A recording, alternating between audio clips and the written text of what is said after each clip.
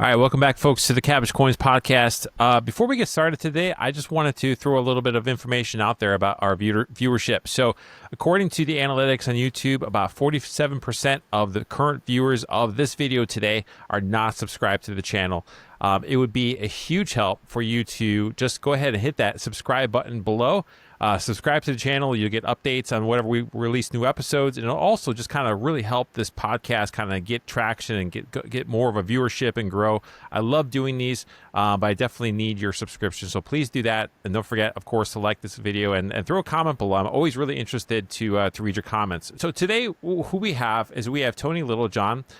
Tony is very famous in the numismatic community. He is well known for being a really serious collector of standing liberty quarters. I guess that's kind of an understatement. So Tony holds, I believe, the top standing liberty quarter set. We'll talk about what exactly that is here in a second, but he actually holds a top position in 5 standing liberty quarter sets on the PCGS registry.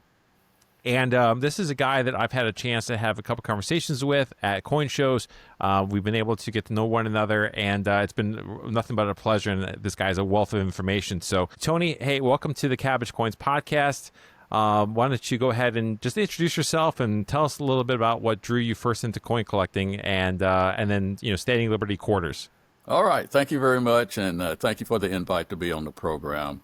I guess if I were to summarize how I got into coins in the early 60s, when the United States decided to take silver out of our coinage, I was 11 years old, and I told my mother we need to take all of our silver coins that we've got and stack them up.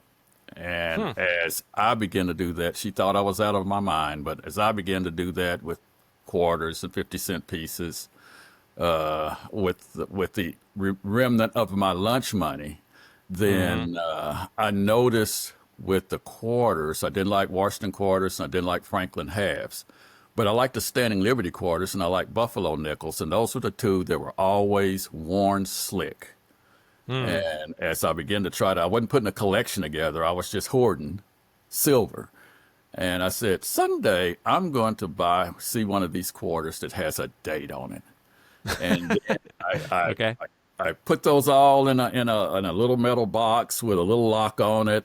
And by the time I got to high school, that infatuation had died down, and I put them in my closet. And I didn't look at that box again for another 20 years. And then when I got into my 30s, I married 2 children. I took a youth group on a camping trip to Colorado. And while we were there, I said, well, while we're here, let's go to the Denver Mint. And we did a tour of the Denver Mint. And as we came out, at the end of the tour, you come into their shop, their coin shop, where they're selling proof sets, mint sets. I said, wow, these are neat. I remembered when I was collecting as a boy, I had a red book that I checked out of the library, and I saw these proof coins. I said, man, these are shiny, but I didn't know what it meant. And that's the first time I ever saw a proof set was in the mid 80s, when I came back through the mint store. And so I said, well, I'll get one for my oldest daughter's birth year, 1981, and another for my second daughter, 1983. Well, of course, they didn't have them then because they'd already sold out, but they said you can get them at a coin shop. So I was living in Midland, Texas at the time, out in West Texas. And when I came back to Midland, I went to the coin shop to buy 2 proof sets, one for each girl. And the proprietor there said, do you collect coins? I said, no, I used to accumulate them. I've got a box at home that's got silver dollars and all kind of stuff in it, but I've never really collected. And he's had something called a Dansco album, and it was a typeset. I'd never heard the term typeset. That's one of every kind. And he opened a book, and he showed it to me, and I saw 2-cent pieces and 3-cent pieces. I said, what the heck is this? And so I bought the album, and I was hooked. I started going through the dealers' junk boxes to fill out my album. And then at some point in time, I started selling coins because I went to one of the coin brokers there. He said there's and I saw in the newspaper, there's an auction, furniture auction, in Odessa, which is a little city next to Midland, and they're selling coins. And I asked the coin dealer, Is it worth going there to buy coins? He said, no, those coins are too expensive. And I took it with a grain of salt because I know, hey, this guy wants me to buy coins at his shop, not at this auction. I'll go there and see. So I went to the auction. Everything went for 2 or 3 times what it was worth. So I went back to him the next day. He said, did you buy anything? I said, no, I didn't buy a single coin. It was way too expensive. And he said, well, yeah, isn't that what I told you? I said, it was exactly what you told me.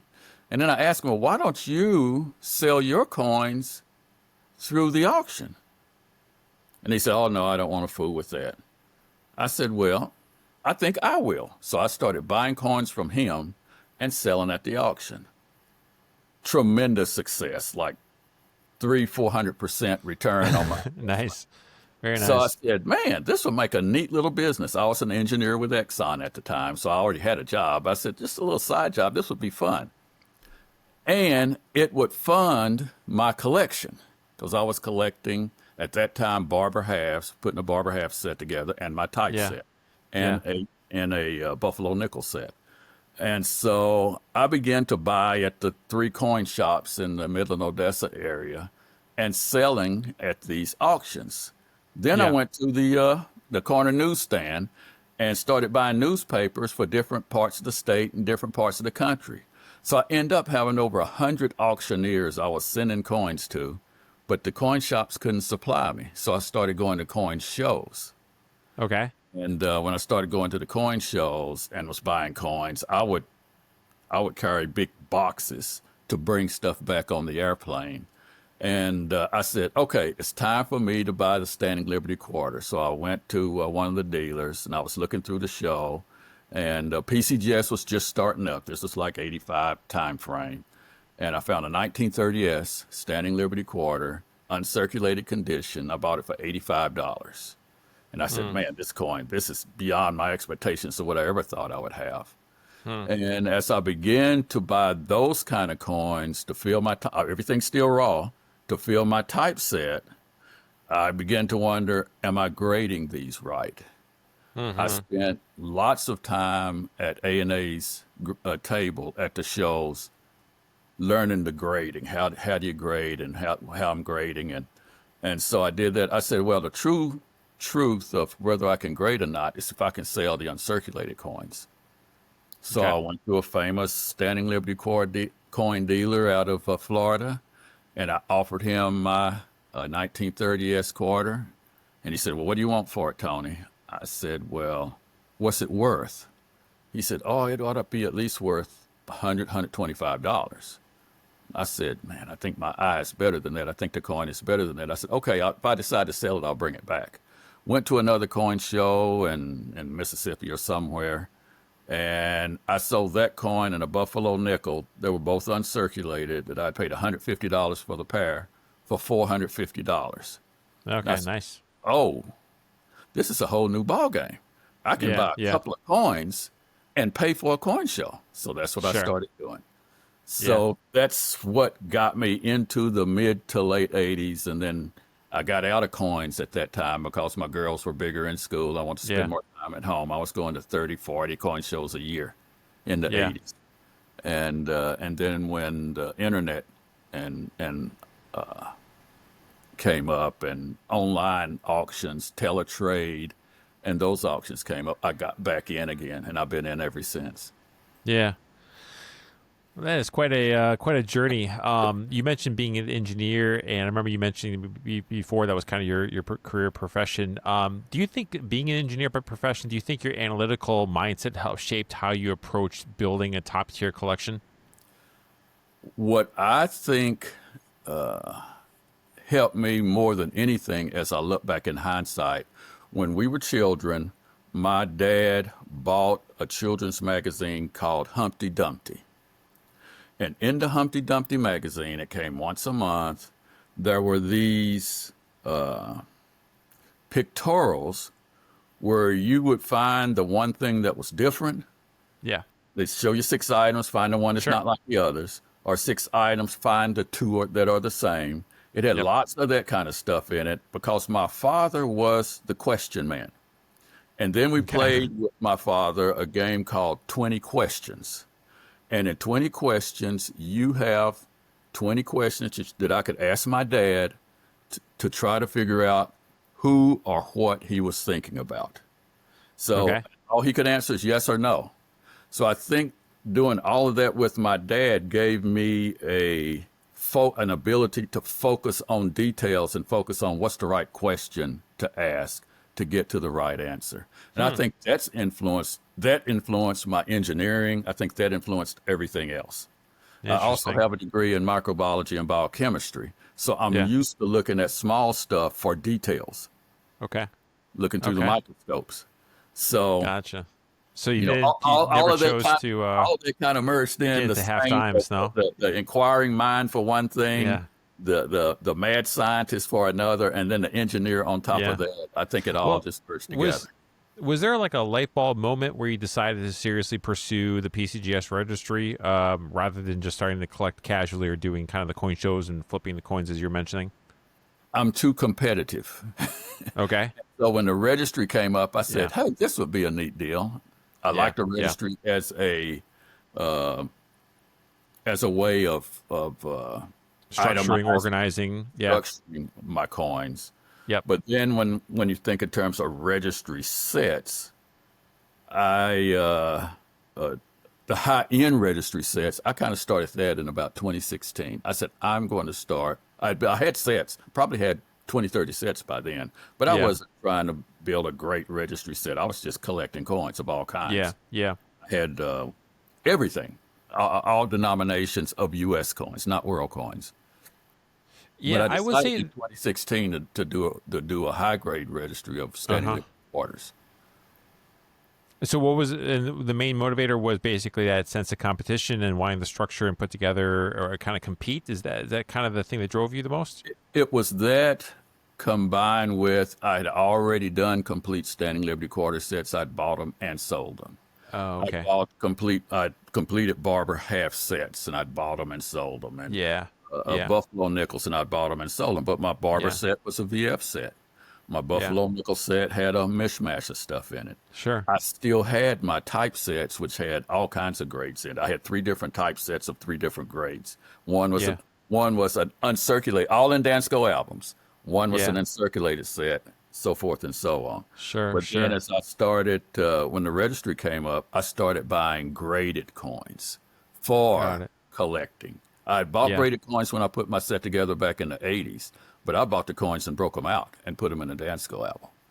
And I Okay. sold my Standing Liberty Quarter collection to Jay Klein out of Florida, and I sold to him straight out of the album. He was and some of those coins, probably half of them, I had broken out of Of holders. to Yeah. put them in the Yeah. album. But then Yeah. in 2016, I just kind of said, let's do a great set. And if you're going to do a high grade set, you've got to do a certified set, or you don't know for sure what the grades are. So that's kind of January of 2016 kind of kicked that off. And it happened to coincide with when Jay Klein's widow put all of his coins into Heritage Auction. And so I had the opportunity to buy coins from his whole inventory at auction prices at that time. Yeah. And Interesting. so I bought a number of coins, most of them to resale, but many of them. One of which is still in my set. It's a top graded coin. It's still in my set. So, and we're gonna get to your collection here in a moment. Pretty excited about that segment. That's gonna be a lot of fun, actually. For those that don't know, PCGS registry collecting or registry collecting in general, PCGS is just, I think, one of the main ones that kind of support this part of the hobby. I believe CAC is also starting a registry set, or if they haven't already. My Collect is another one. My Collect, yeah. These are forums for people, collectors, serious collectors, to get together and to compete with one another. So, after a while, I mean, just like anything, you take up, I don't know, judo lessons or something like that, and you kind of, you get together with people at your local dojo, and you get that done with that. You really enjoy that. You go and do maybe some local kind of competitions, and you start to do well. Eventually, you want to know, like, well, how well can I do? How far can I take this? Can I go and compete at a state level? Can I go and compete at a national level?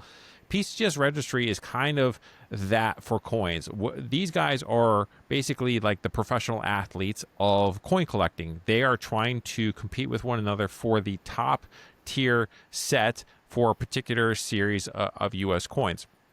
I think one of the things that have always appealed to me about registry set collecting is that there's something liberating about stepping into a coin show with an objective in mind. So anyone stepped into a coin show, it's kind of overwhelming, especially when you're just getting into the hobby. There's people running around everywhere. There's tables that have all sorts of different coins. There's world coins, US coins, there's banknotes. There's so many different things. You're like, well, where do I start? How do I get into this? What's an entry point here? A lot of people choose Morgan dollars because they're everywhere. They're really easy kind of to get into. But in my opinion, actually, I think there's something kind of liberating about the sense of like, I'm going to step into this coin show today. There's going to be hundreds of dealers. There's going to be thousands, hundreds of thousands of coins potentially on the floor for me to choose from. I don't have to worry about 99% of them. I'm just looking for a really nice 1929S Standing Liberty quarter today. I'm trying to find one in a very high grade that maybe I potentially can upgrade or whatever to fit my set. I think that's a great aspect of this, and that's one of the reasons perhaps that people choose to build sets is so that they can kind of clear out the noise of all the other different aspects of numismatics and just hone in on one thing and get good at one thing. You're exactly right. When I got into my set, that did give me a goal when I went to each coin show. Yeah. My primary objective was to see can I find coins for my set. So I would start on one end and I would go down every aisle in every dealer's case, one by one, looking for a coin that would go into my set.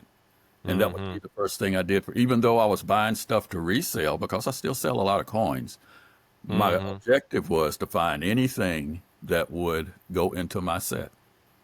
Yeah. Build the hole, so to speak, just like you did in the old Dansko albums. Yeah. I'm going to put a picture of those old Dansko albums kind of on the screen so people know what we're talking about. Album building is really kind of the foundation or sort of historic foundation of this hobby for so many people. And people still do this today. Dansko albums are really cool. You can build a type set of one example of every U.S. type or every U.S. coin. And you can build this incredible set that, let's say, is all mint state or is all about uncirculated or whatever. And they're beautiful, beautiful sets. When you're competing for top coins, would you say it's instinct, research, gut feel that makes you pull the trigger? So you're standing in front of a table, you see a coin that you really like, it's in a grade that's close to what you might need for your particular series. When you pull the trigger on that, do you think it's a matter of instinct, or are you doing a whole lot of research? Kind of what goes into your decision process? Mine is probably more instinct. Okay. For example, I talked about 2016. When I was bidding at Heritage, I was bidding, except for one or two coins, I was bidding like a dealer. So I was looking for bargains. And if the bargains happened to fill a hole, then fine. If not, then fine. So I would use my bargain coins, fill the holes, and then when I went to the shows, I would be looking for specifics. So I would buy anything at the right price. Any coin at the right price I would buy. But I was buying almost exclusively Standing Liberty quarters. So I probably 20 coins out of the auction, the first auction. Oh, wow. And probably that 20 coins probably represented 5 different dates and mint marks. Yeah. What's the rarest or most difficult Standing Liberty quarter that you've added? What was the story behind acquiring it? For me, I thought the hardest coin would be to find, and it actually was the 1927S. Okay. So I was, and my method for collecting, if there was some structure to it, was to find the hardest coins first. Sure. And I would stumble, because I knew I would see plenty of examples of the other coins. So the first coin I bought was a mint state 65, because that's the first coin that became available to me. I bought them all at Heritage Auction, at Heritage. And then a year or so later, I bought a 1927S in 66. And then, lo and behold, Heritage announced in their catalog, they described in their catalog, they had a 1927S in 67. They said, this is the first 27S in this grade that we've had offered for sale in 9 years. and I'm budget minded when I buy stuff. I'm real cost minded because I know at some point in time I'm going to have to liquidate. Yeah. So the price guide on a 27S at that time and Mint State 67, there were only 2 graded. No, there may have been more at that time, but that was the only one that had been for sale for years. And so the price guide was like $20,000, $25,000, and I was real sensitive of going above price guide and all of that. Well, I was the underbidder at $42,000 because that's how tough that coin was to get. Yeah. And, everybody was, wow, look at what that coin sold for. And lo and behold, 6 weeks later, another one came for sale for Heritage. And I said, okay, I'm buying this one. I don't care where the price goes. But that's the funny thing about auctions and buying at auction. It takes 2 people to drive the price up.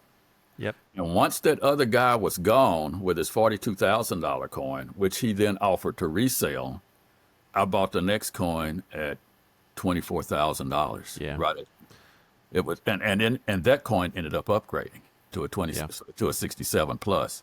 But that was a tough one. The 19S and D were tough. Those were the toughest 3 coins to buy. And if you're looking at all full heads, some of them almost impossible, unless you have, multimillionaire pockets.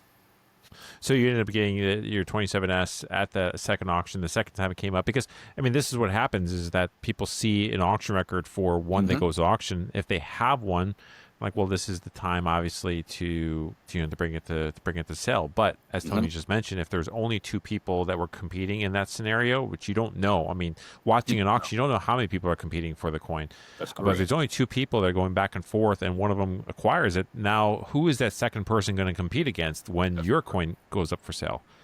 So, it's great. It's great. You got a really good, good deal on it. I got a really good deal on a coin that I was willing to go to $50,000-$60,000 on. Yeah, that's it felt like a steal. The second time, I knew there was only one guy bidding against me. Yeah, after I got above a certain level.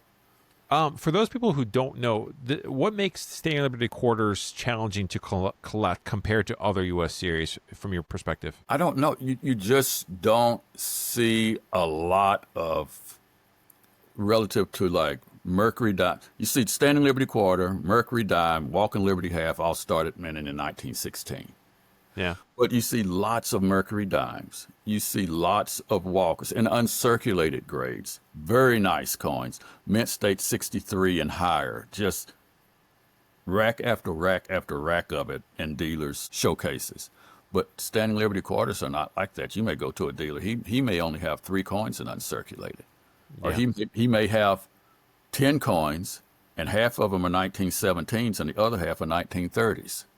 Yeah. Those in-between grades, the 26S's, 27S's, 26D is real popular. But the early dates, 18Ds and S, you just don't see them. They're hard to find. They're hard to buy. Remind me of the one that you purchased from me at Rosemont. Again, it was a 27, or what was it? What was it, a 27D? Was it a 27D? Can't remember. No, it was an S-Mint. It was definitely an S-Mint because we talked about how S-Mints typically have that lighter strike or that not strong. I've been a 26S. That they're all. I don't have them here. I don't remember off the top of my head, but the reason I bought this one from me, it's hard to buy nice ones in higher grades, except for the 30. There's lots of them. If it had been a 30, I wouldn't even looked at it. If it had been a 17, I wouldn't even looked at it. Everything else is hard to find. Almost all of the other grades are hard. 29, 28s, they should be easy. 28's one of the hardest coins I had to find in high grades. And it's a common date. I guess a lot of them were made according to the numbers that you see, but the numbers that you see in high grades is just very, very low. When I bid on one at the Pogue auction and it went for 3-4 times the price guide on it, and it was a 28, and that's not supposed to be a hard date. I couldn't find another one of that grade for another 18 months. It's just a tough coin. something that I'm interested in is understanding a little more about the community that exists around all this registry collecting, because I don't have a registry set. That's not my particular avenue. It's not what I do. But the community that exists around registry collecting, would you say it's a competitive, is it supportive, or a little bit of both? I think it's mostly supportive. Oh wow, that's great. I know a lot of the other guys. I know the guy that's got the registry under mine. Deloy Hansen came in while I was trying to build this set, and that was a story in itself because he was able to buy sets and not coins. Yeah, yeah.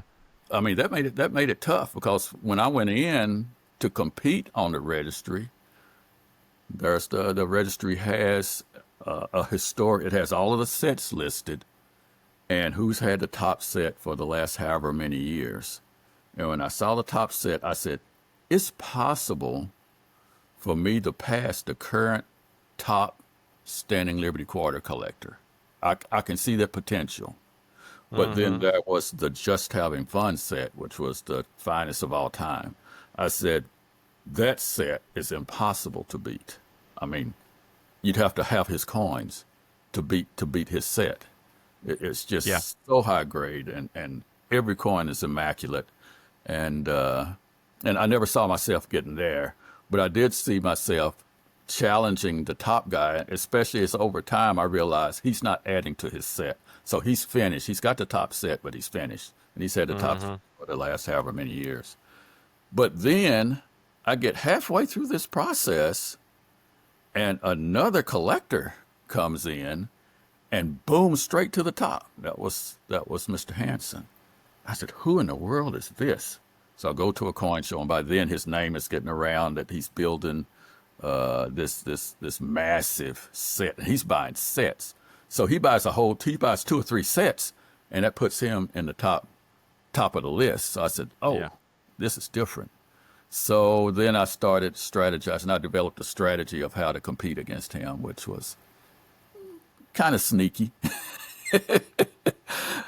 And Go for it, please. Yeah, I'll be very interested. What I did is he passed me. I was approaching the top set, and he passed me. And then we both passed the guy that had the current finest. So I said, man, the guy's got unlimited money. He's probably got, I didn't know him, he's probably got people working for him. I better hide my set. So I took my set down where you couldn't see it. I just hid it. It's still there, but it's hidden.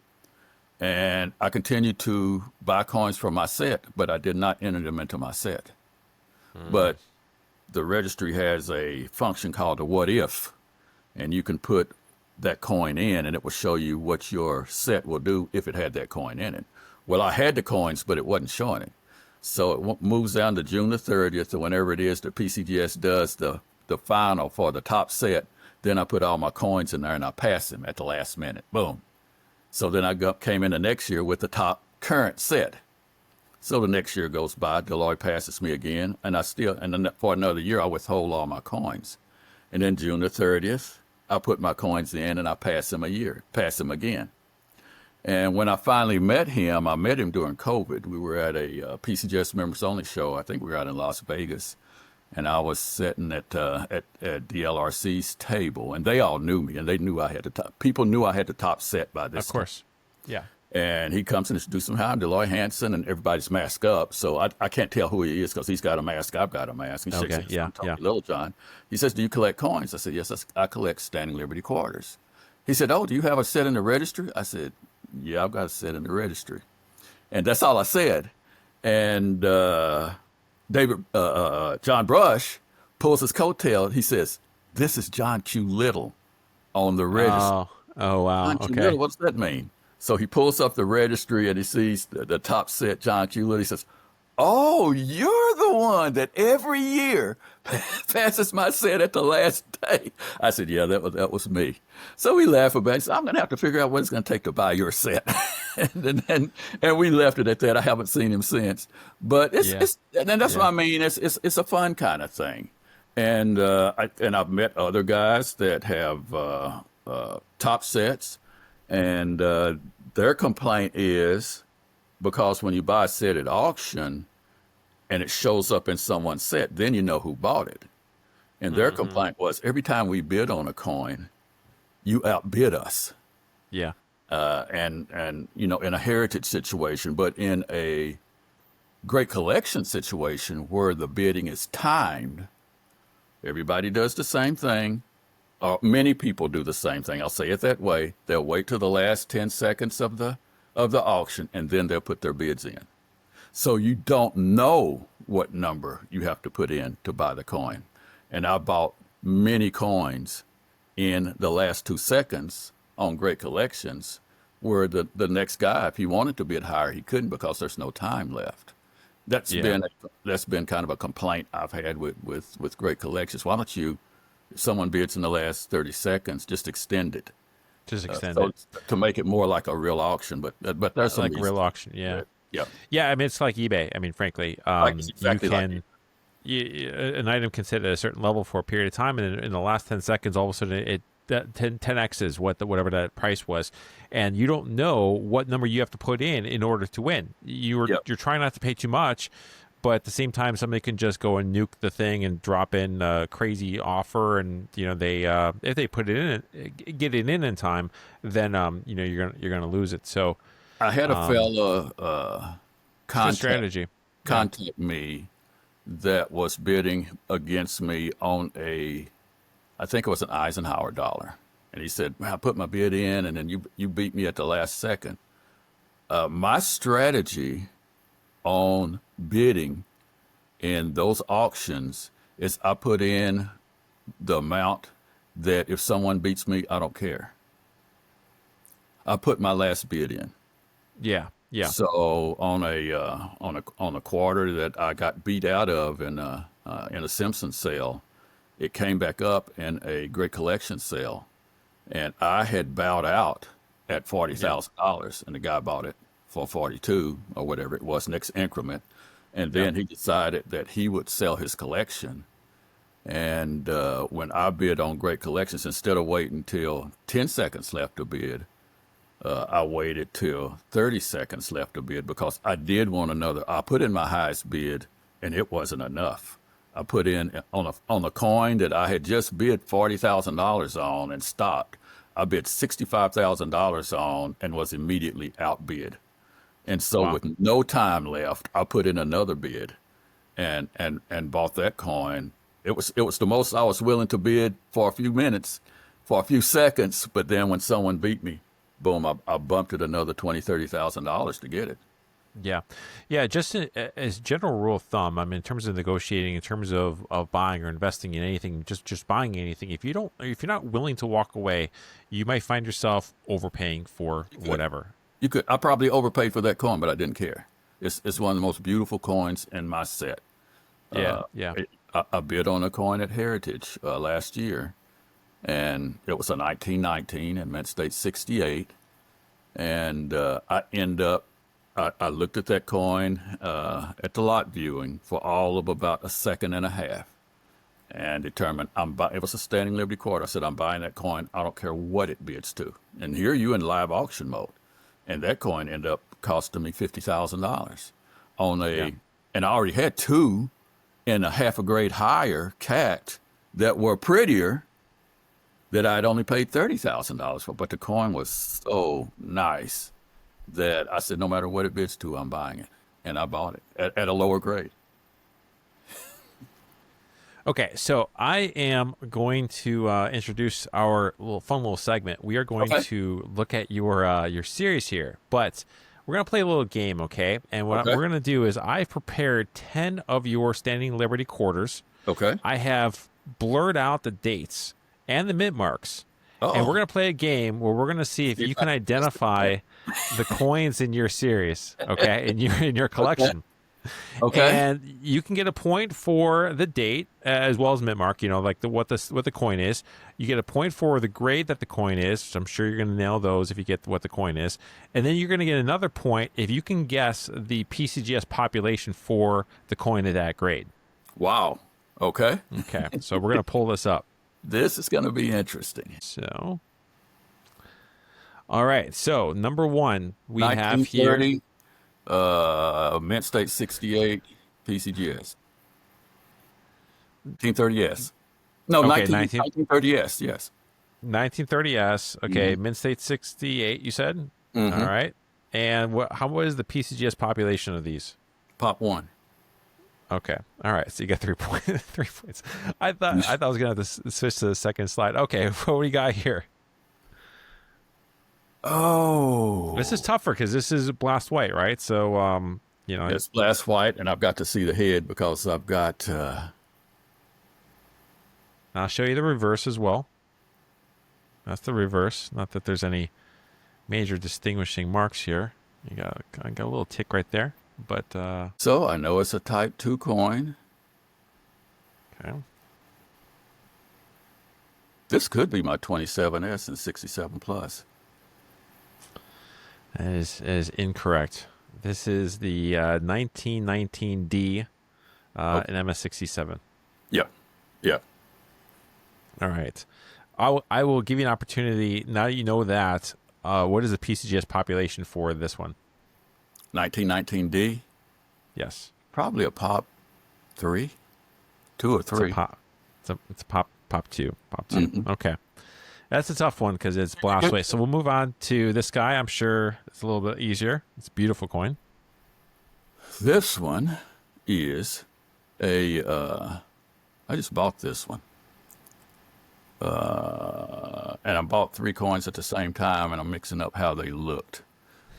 So let's see the reverse. I'm going to say this is a 26 and 67 plus, Pop 1. You got it. That's 3 points to the man, Tony Littlejohn. Yeah, All right. That's awesome. I bought this one at the show. Nice. I haven't owned it but a week. Okay. Okay. That's why that one was, and I knew I bought 2 of them, and both of them were toned. I think it's a pretty coin. I mean, it's got gorgeous little Gorgeous toning coin. here, and yeah. Where does this kind of color come from? Is this an album color, or I'm not sure on this. I would assume it is, and this. I think if I remember how coins tone, it starts with that kind of yellow and gold, and that works its way in, and then the other colors come behind it. I think that's the way okay? coins tone if they're in an album. Nice. Okay, so this one I'm guessing is going to be another 17S easy one. Type 1, mint state 67 plus full head. That's the coin I paid the big money for. Yeah, it's gorgeous. I mean, That's this is what I call amazing. the prettiest coin in the set. Population, shoot, it's a top pop, but there's like there's a group of them. I don't know what the population is. Okay, this is a Yes, population. great. All right, it's 5. There's pop 5. Okay. Yep, I know. And I know. none higher. Of all the ones that we're going to look at, there's only one coin here where there's a coin that's better. But we'll get to. I love this reverse. I think the reverse. I'm not too sure which I like better in terms of the outverse or reverse. I think the reverse is gorgeous. The I really reverse like it. Absolutely lovely. Yeah.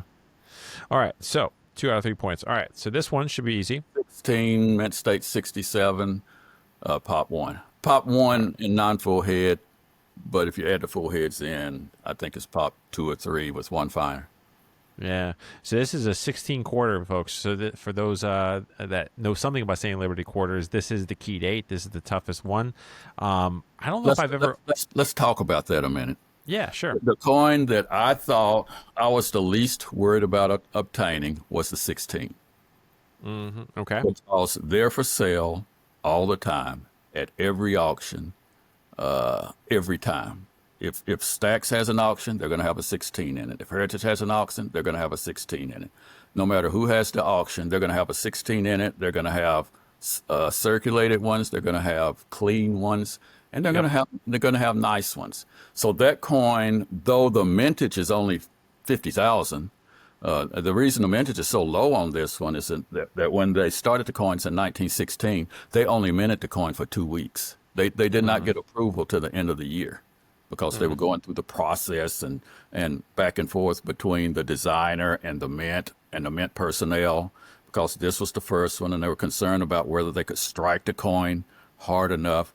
This coin has the little M at the bottom right of the coin for McNeil. He's the designer, Yeah. and McNeil never approved this version of the coin. Interesting. The reason the 16 is different than the 17 is that the 16 was an early design of McNeil's. They went ahead and minted it without his approval because they had a new mint director. He's trying to get it out at the end of the year, so they minted it 2 weeks in December. Once they minted it, they held the coins. They did not distribute them in 1916.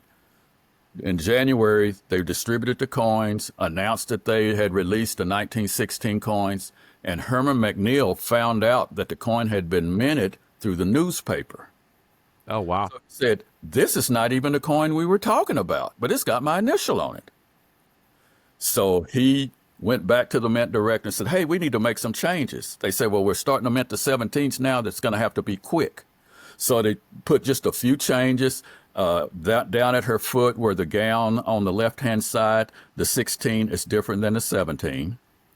Up at the top, if you look at her head, Herman McNeil says her head, very top. He says her head looks like it's holding up the rim. You see where the rivets are going around the top? There's not one on top of her head. So they moved her down. They squeezed her down. So the 17 has the rivets going all the way around. Yeah. But they could not get all of his changes in and start the 17 because they were in January before they even released this. So they had a 17 release, and then they had a 17 Type 2 release, which covered her chest with chainmail and did a lot of the things that McNeil really wanted to do. Well, so you mentioned also. Okay. Wasn't there something with this L right here? Yes. What happened there was a pattern that the mint director was given before the 16s were minted, the last pattern. And it had another olive branch which crossed that L. So there was, instead of just that one leaf, there was a whole nother branch that crossed the L. And von Engel something was the mint director, and he took a metal instrument and scratched that leaf out and sent that pattern, that example coin, back to the field, back to the mint foreman, and said, mint this coin. And that's why he only had 2 weeks to mint. I actually own the pattern that he scratched that leaf, which is the coolest thing. I mean, just the story that comes along with this is the coolest thing. It's amazing the politics of the situation, and you had a engraver or the designer of the previous coin, Charles Barber, was still in office when they were changing his coin. So he had all kinds of things to say. So you had all kinds of back and forth and between. Yeah, well, I mean, Barber's coins were fairly plain, and I think that was one of the reasons why they called for the redesign of the. They were plain, and they had run their cycle, which was from 1892, I think, to 1917, and that's the time gap that Congress had in before you could change coins. That's why they changed all of Barber's coins to quarter, and then they ran a competition between 3 artists to design the coins.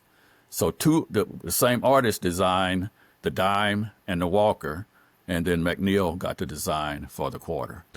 Isn't there something that has to do with the authentication of this, where you can, because a lot of these 16s are going to be where the date is just gone. The date's not going to be visible because it's kind of on a raised pedestal, so it's sometimes hard to authenticate a 16. But isn't there something to do with this design right here? No, it's the bottom of her skirt. The 17, you can tell a 16 from a 17, and that on the 16 is rounded, on the 17 is flat at the bottom. And then the ribbon above her head is different on the 17. You got an extra. This is the 17. Yeah, the 17. You have the shape down there, and the 16 is a little different. I mean, this is a very tough coin. They're expensive. I mean, these are expensive coins. I don't think I've owned. I don't think I've ever owned one of these, actually, even in any grade. Even as a coin dealer that likes to carry key dates whenever I get a chance to. If any of you out there, want to sell me one, feel free to please email me at tony@cabbagecoins.com. Anyways, I have not actually owned one of these before, believe it or not. So, but anyways, gorgeous coin. Gorgeous coin. Yeah. All right. So let's move on to number 6. This is a beautiful one. It's a Type 2 coin. Let's see the It's the reverse. reverse.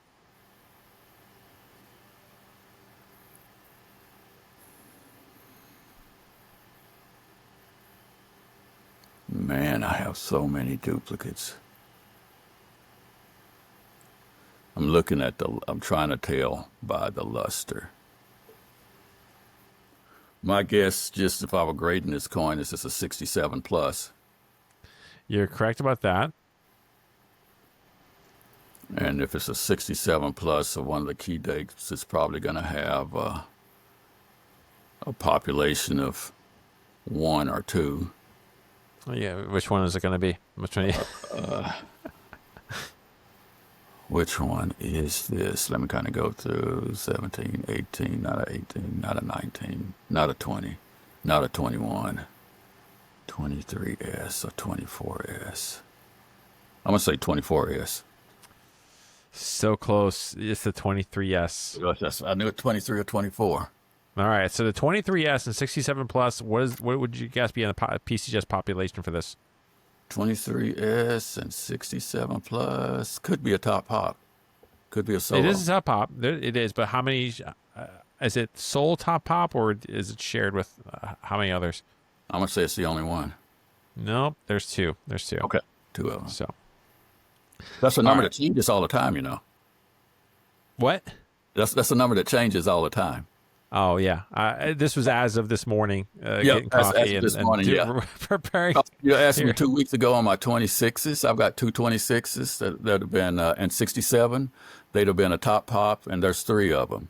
Oh, okay. Wrong answer. That's a Well, 67. and just to be really clear, I'm only counting the PCGS population. I'm not counting other grading services. Too. Right, So, right. I'm talking about PCGS because one is 2 top pop coins have come out in the last 2 weeks. I'll say it that way.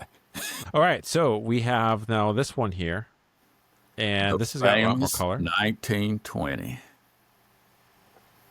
and 67 plus. That's a Simpson coin, and there's now. So what's your answer on this? I'm saying that's a 19. Is that the Simpson coin? A 1920. 1920. Look at the head. Look at the arms. It could be a 24S. Gosh, I've got 2 coins that look like that.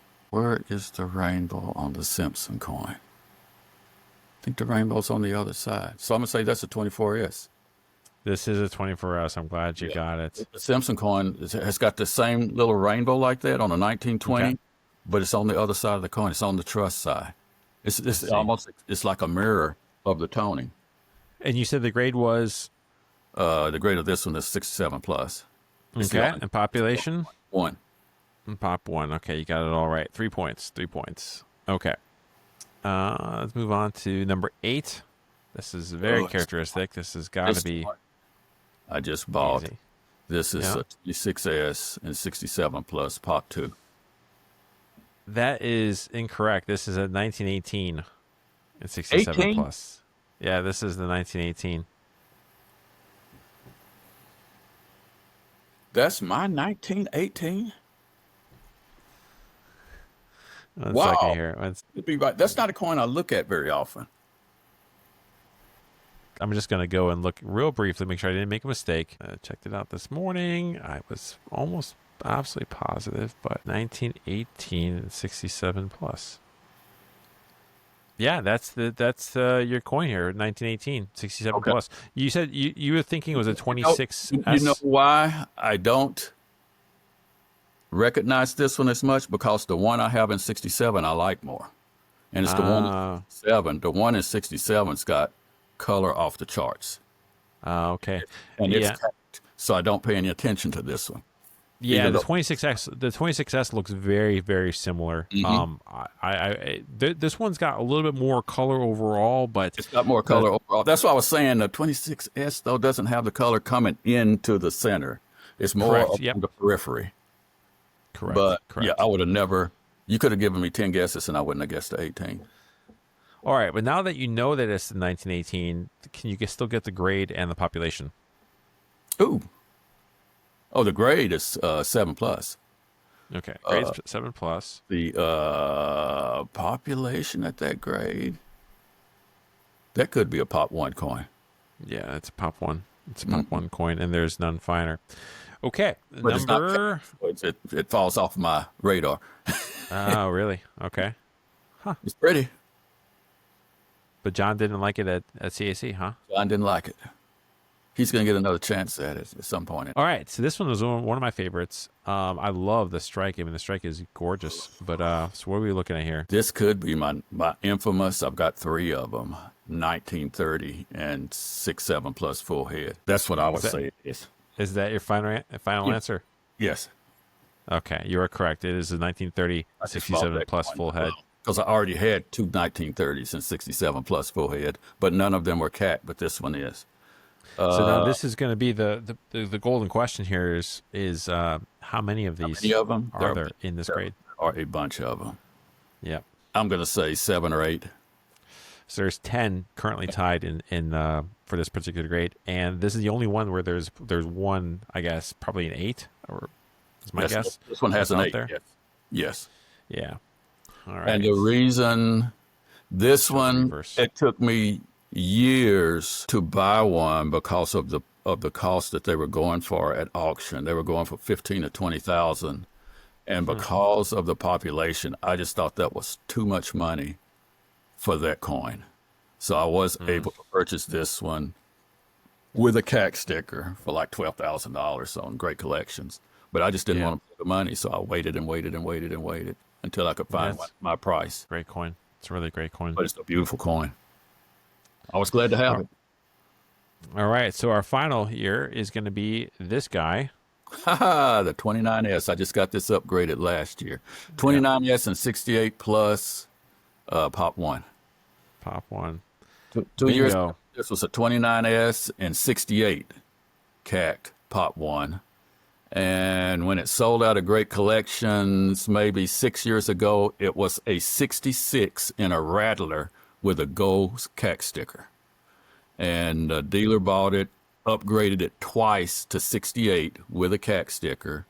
I tried to buy it from him directly. He put it in Heritage Auction, and I bought it out of Heritage as an 8. And then I got it into an 8 plus last year, or 2 years ago. All right, so total here, what we're looking at is, I believe it is 22 points out of 30. So good job, Mr. Littlejohn. Not too bad. I'm aspiring to have other collectors on, and we can do the same kind of a game. And this is a good game. This is a good game. I like it. I like it. This leaderboard. Test my my love for the coins. What you'll find, I think, is that I am more likely to get right the coins I really like, and the other coins that I don't pay much attention to. Okay, so I have a couple other questions then for you before we wrap up. I'm going to go ahead and stop the screen share. Okay. So you're also starting to collect Susan B. Anthony dollars, which is a totally different series. What grabbed your interest of the Susan B. Anthony dollar? Let me tell you about the Susan B's. I have a Susan B. set, and I have an Eisenhower set. Probably when the registry, when I first got into the registry, those were the 2 denominations that I collected. They were so, I wasn't trying to make a top collection. They were so cheap in the moderate grades, like 66, for the Eisenhowers, and kind of 66 plus 67s for the Susan B's, that I could put it together a complete set pretty inexpensively. So that's what I did. And I sat on those sets for years and waited on the Susan B's for some of the higher grades to come out. I stayed tied for 3rd for years because you could not be first place if you did not have the first place guy's coins. So at some point in time, the guy that had first sold 3 of his top coins on Great Collections. I bought all 3. Everybody slept through them. I bought them relatively inexpensively, and it took me to the top set. And so over time, I've upgraded 1 coin in that set, and then I've bought the other coins as they became available. for the Susan B's. I like the set. I don't pay a lot of attention to it. There's another coin that's going to be available here in a few weeks because a friend of mine got an upgrade that would upgrade that set. The set's very hard to upgrade, very hard to find the high graded coins. Most of the top pops are solo. They're only one of them. And so it's a very, very difficult coin to upgrade but there's got to be coins out there because there's rolls and rolls of sets. I've got rolls of Susan B. Anthony's that I've never sent in. I've got books of Susan B. Anthony's and Eisenhower's that I cherry picked when my daughters were children just because they were very, very nice. They're stuck in my attic somewhere. I've never even found the box that they're in. Oh, okay. So those were sets that I built because they were very inexpensive. Those were my first forays, really, into the registry competition. And I was like number 9 and number 10 or something like that. But now for Susan B's, finding those 3 coins catapulted me into number 1 in that set. But boy, because I've got 3 68s. 68s are almost non-existent except for the latter years, the 99 kind of reproductions, I call them. But those coins are they're tough. And then what I've been doing recently, when I say that, the last 2 or 3 years, I like the Everyman set. The Everyman Can you explain a little bit about what that is? Everyman set is the top circulated coin set. So the top grade in an Everyman set is an AU58 plus. Those things are almost non-existent. So people that follow me on Instagram, I'm TL_coins. I kind of brag on those Everyman coins because those things, it's hard to get a plus on an AU58. There's lots of AU58s, but not lots of AU58 pluses. That is really tough to do. That's like really threading the needle. I mean, trying to hit the bullseye where you're not going to edge yourself into the mid-state category. That's correct. But you're also not going to just land in AU58. I mean, you're trying to get an AU58 plus. That's pretty tough to do. The problem is that, in my perception, and I hear it from other collectors, that most of the AU58 pluses are in that state 61, 62, 63 holders, and no one was going to downgrade them. And so the AU58s are kind of everyday average AU58s, and so they don't upgrade unless you find one. Every now and then you'll find one that's just spectacular, and I have had upgrades, but they're hard to find, hard to buy, hard to find, very expensive. They generally sell for 64, 65 money. Yeah. It's interesting. I've been noticing your Instagram posts lately, and they're of these 58 pluses, and I'm like, this is interesting content. This is not the content I, would have kind of expected to see in Instagram. Someone really showing off their 58 plus, but now it makes sense. Now it totally makes sense about why it's actually really, really tough grade. A mint state 67, 68 coin with light friction, that's an AU58 plus. Now instead of $30,000 is $300 or $400, $500. Sure. So you can get the same luster, the same color, the same quality for less than a tenth of the price. Yeah, and that's a great lesson, a great point for anyone out there. Yeah, the same rarity. Yep. If you don't care about numerical grades, you don't care about having a mint state 66 example. There's a lot of really nice coins that have just a little bit of friction, ever so slight bit of a rub, friction, a little bit of circulation that dump them into the AU58 category. You get a CAC sticker on those, and now all of a sudden you got a fantastic, great coin at like a fraction of the cost of a 66 or 67 or whatever it is. I think it's a really important point there. I'll tell you a story. I had show it to you. I don't know if you can see it on the screen, but this is a $20 1904, right? 1904 piece. Yep, I saw it on Instagram. Yep.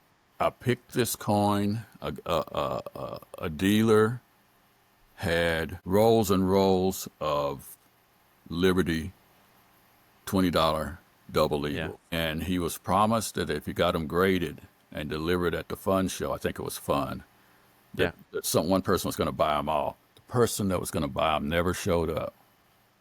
So he had hundreds of coins for sale. And I went through hundreds and hundreds of coins just to pick this one coin out. It was an AU58. I said, this coin is spectacular compared to the 62s, the 63s. It wasn't like any other coin in his group. And about a month or so ago, I took some of the gold coins I had just to raise some money to U.S. coins. Let's sell some of this gold, and that coin was in there. And when I showed them that coin, it wasn't cacked. It hadn't been upgraded. And the first thing they said is, don't sell us this coin. I said, oh, why you say? I didn't mean for that one to be in there anyway, but I had it put it in there by mistake. I said, why you say? They said, this coin is magnificent. I said, yeah, I know. That's not a coin I bought to sell you. That's a coin I'm sending to be upgraded and then to CAC. And it upgraded the first pass through and CAC'd immediately. It is that nice of a. I need to take a look at this coin. Of a $20 Liberty compared to because gold is so soft and it gets marked so easily that all of the double eagles are all marked up, and this one doesn't hardly have any marks on it, and it has all of its original luster and everything, and it was a no-brain buy for me. He said, you don't want any more coins than that? I said, nope, and I don't collect gold. I'm not stocking it. I just want this one coin. It's unlike any other one that I've ever seen. And I already had one in 58 plus, and I still want this one because this one's way better than the one I have. Yeah. This is, this is a very difficult, very impressive level of collecting. I mean, it's really up there. I mean, I gotta say, because you're not just trying to get the best coin. You're not just walking around trying to find the best coin, or you're not just going to an auction and paying big money to get a 67 or 67 plus or whatever. You're trying to really hit a bullseye, really thread a needle between the 58s, a circulated coin, and an uncirculated coin, and get the very best circulated coin you can that can't qualify for a mint state grade. I mean, it's a level of difficulty, honestly. I don't know if there's anything harder than this. Some people like to collect those low balls, like the Pour One examples, and get those with a CAC sticker for just being a perfectly nice, complete, there's no problems at all to the coin, and that's tough to do. What I'm looking for in the AU58s is a mint state 65 with some light rub. Yeah. 65 or higher. I think this coin is higher than a 65 in its original state. Well, what I imagine is you might be able to find a lot of these in CAC graded AU58s. Possibly. Because they're pretty strict on that. Yeah. I have had some PCGS coins upgrade to 58 plus when I crossed them to CACG. Yeah, just because they are very strict about if the coin has any rub, just not being in a mint state grade. So you might be able to find some of those there. So just the last couple of questions I have for you, and we'll completely wrap. So for collectors listening to this who dream of building a number one registry set, what is the single most important lesson that you'd share? Be diligent and look everywhere. Look at lots of coins. You have to look at lots and lots of coins. And then every now and then, and kind of let dealers know what you're looking for and not necessarily why. One of the comments I got back when the dealers found out who John Q. Little was is that, wow, we may not have sold you that coin at that same price if we knew you had the top set. It was kind of embarrassing to say, but they said it, that we probably would have charged you more had we known that you had the top set, because they know that it takes a lot of money in some cases, like a Standing Liberty quarter set, to try to build a top set. There are 7, I think, mint state 68 plus Standing Liberty quarters. Well, I own 5 of them. So there's only 2 outside of my set. But I say that at the same time that 3 of those I've made. So So you really buy the best coin. That's always been my motif. So that's why you see me looking at the AU58 plus, because that's the best circulated coin you can buy. And even on the uncirculated coin, buy the coins that's pleasing to you, because if you get ready to resell, if you love them, it's probably going to be pleasing to someone else. It doesn't mean they'll pay what you pay, but I just buy to satisfy myself. How can people, if anyone has questions, if somebody's an aspiring Standing Liberty quarter, collector, or they just really want to, touch base with you, what's the easiest way to get in touch with you? The way most people do is through Instagram. I'm at TL_coins.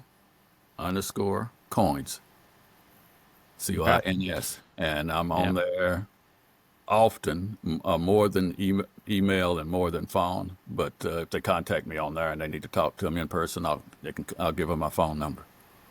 Okay. Awesome. Well, hey, Tony, thank you so much for doing this. It's been a pleasure. You are a wealth of information and just getting your perspective in all these years of collecting and building the top registry sets, 5 top registry sets, and a bunch of others that you've enjoyed collecting.